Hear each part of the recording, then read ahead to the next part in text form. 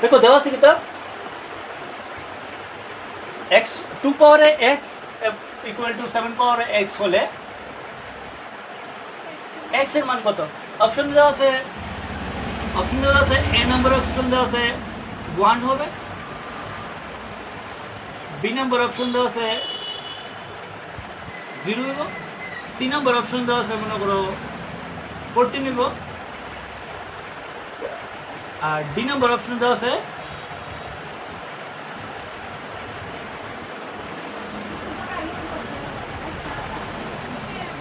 উপরে কোনটি নাই ঠিক আছে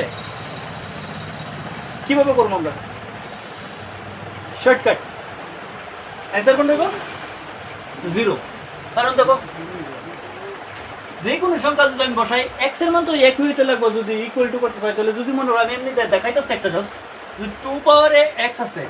ইকুয়াল টু 7 পাওয়ারে x আছে যদি আমি 2 পাওয়ারে মনে 2 লাগাইতাম তাহলে 7 এর পাওয়ারে আমার 2 লাগাইতে লাগবে তাহলে এটাই 4 এটাই কত 49 তাহলে এই সংখ্যাটি মিলতো না এই সংখ্যাগুলি তো এই কারণে এরকম ভাবে হইতো না কিভাবে করতে হবে তাহলে দেখো আমি যদি এটার ভিতরে লাগাই 0 লাগাই দিই দেখো 2 পাওয়ারে কত 0 ইকুয়াল টু 7 পাওয়ারে কত 0 যে কোনো পাওয়ারে 0 থাকলে রেজাল্ট কত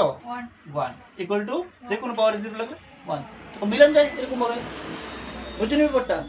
এর মানে অ্যানসার কত হইব 0 হইব বুঝা গেছে